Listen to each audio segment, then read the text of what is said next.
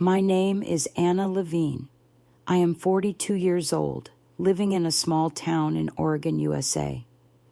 As a Catholic, I have always believed that God has a plan for each of us. But I never imagined that I would stand on the thin line between life and death, witnessing another world where God's light envelops everything. That day was December 22nd, 2022, just 2 days before Christmas Eve. I was incredibly excited because this year I would host a big family gathering for Christmas. The whole day, my husband and 2 children baked gingerbread cookies, decorated the Christmas tree, and gathered by the fireplace. Nothing could have been more perfect. As night fell, we all sat on the couch, watching a Christmas movie. Everything felt so peaceful until, out of nowhere, a piercing headache struck me. This was not a normal headache. It felt like my head was about to explode, my vision blurred, and my body no longer felt like my own. I don't feel well at all. Can you bring me a painkiller? I texted my husband, Matt, because at that moment, I no longer had the strength to call out loud. He brought the medicine. I quickly took it and thought that I just needed a good night's sleep and everything would be fine in the morning. I was wrong. At around 4 a.m., I opened my eyes. But what I saw was not my bedroom. It was absolute darkness. I tried to lift my arm, but my right hand had no feeling at all. I wanted to scream, but I could not utter a single word. I tried rolling off the bed. The moment my feet touched the ground, my entire right side collapsed, as if I no longer had bones or muscles there. I crashed onto the floor, my head hitting the carpet hard. I was having a stroke. I couldn't call for help. I couldn't move. The only thing I could do was use my left hand to drag my body toward the nearest wall. I gathered all my strength and banged on the wall as hard as I could, hoping that my husband would hear. The bedroom door burst open. Matt rushed in, his face turning pale when he saw me lying on the floor. "Anna, what's wrong?" He hurriedly lifted me, but my body was lifeless, like a piece of wood. Then I saw his eyes widen in horror. "Oh my God, you're having a stroke!" he yelled, immediately calling for an ambulance. Everything after that became a blur, a nightmare. The paramedics arrived, placed me on a stretcher, and rushed me into the ambulance. They spoke about blood clot medication, brain damage, and emergency procedures, but I no longer cared, because at that moment, I started leaving my body. At first, I felt weightless.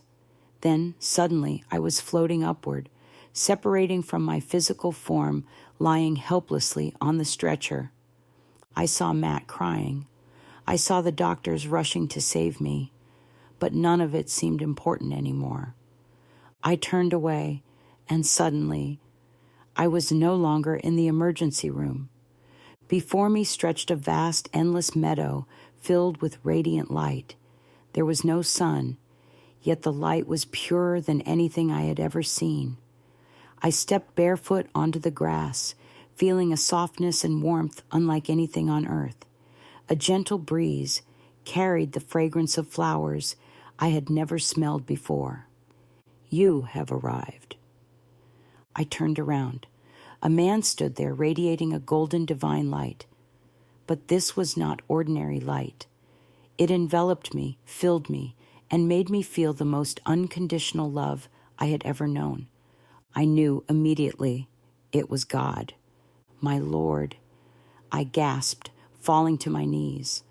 But God did not let me kneel.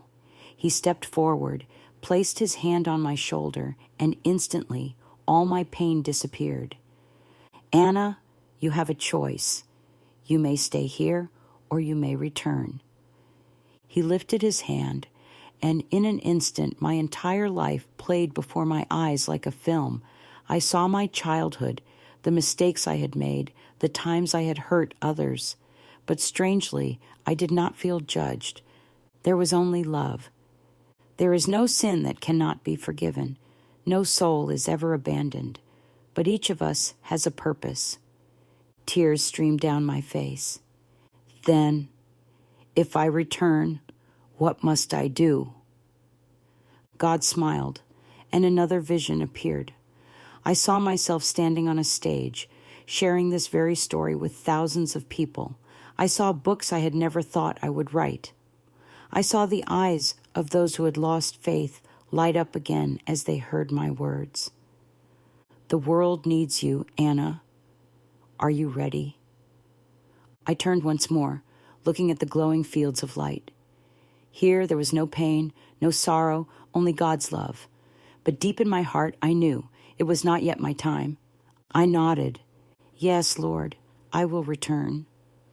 The moment I made my decision, the light faded, and I felt a crushing pain shoot through my body.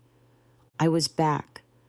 When I opened my eyes, Matt was gripping my hand, tears streaming down his face.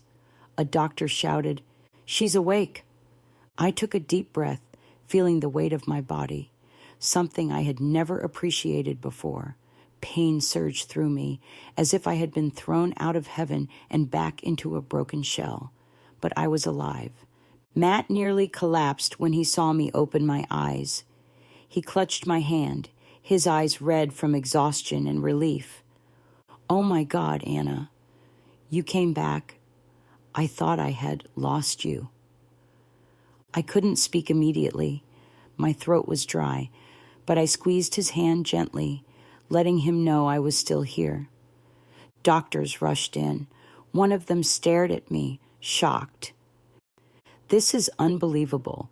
With the extent of her brain damage, no one thought she would ever regain consciousness, let alone recognize anyone. They tested my reflexes. I still couldn't move my entire body. My right side was completely paralyzed, but I could feel it, something that should not have been possible. As they wheeled me into a hospital room, I looked up at the ceiling and whispered, "I have returned, Lord. Please show me the way." Recovery was not easy. My body had suffered severe damage, and doctors predicted that I might never walk again.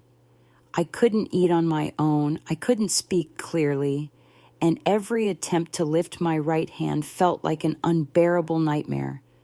But I had seen God. I knew that He did not bring me back just to abandon me. Matt and our children were always by my side. I still remember the moment when my youngest daughter, Lily, only 6 years old, held my left hand and whispered, "Mommy, you're going to be okay. I pray to God every day." Those words ignited a fire inside me. I knew I could not give up. If I had come back from death itself, then I could overcome anything. I began physical therapy. The first few days were hell. I had to learn how to walk again, how to hold things, how to speak properly. There were moments when I wanted to give up, when the pain was so unbearable that I questioned why I had chosen to return. But God never left me. Every day I prayed. I closed my eyes and remembered the brilliant light that I had seen, and then, little by little, a miracle began to unfold. On December 27th, just 5 days after my stroke, I did something that no one thought was possible. I stood up and took my first steps. The doctors were in shock. One of them said to me, "This is a miracle that science cannot explain." They had expected me to be in a wheelchair for the rest of my life. Yet, in less than a week, I was walking again. But I knew the real reason. It wasn't just willpower, it wasn't just medical treatment, it was God. After months of rehabilitation, I had almost fully recovered. But I knew that I was no longer the same woman I once was. I had stood at the edge of death. I had seen heaven. I had met God. And I had returned with a purpose.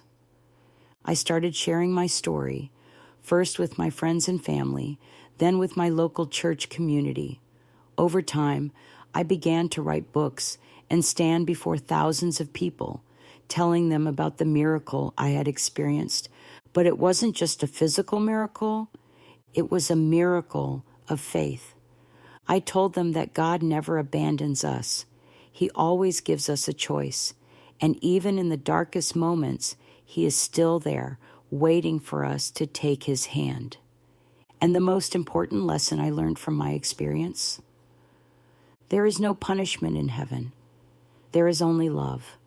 No one is cast aside. No one is damned for eternity. There are only lost souls, and God is always ready to welcome them home. If you are hearing my story, I want you to know, no matter what you are going through, God is with you. There is no sin that cannot be forgiven. Every trial in life is not a punishment, but an opportunity for growth. I came back from death to tell you this: you are never alone. You are loved unconditionally. You have the strength to overcome anything. God saved me, and He can save you too. Have faith, walk in His light, and remember, we do not come to this world to be punished. We come to learn how to love. Live with love and faith, for miracles are all around you.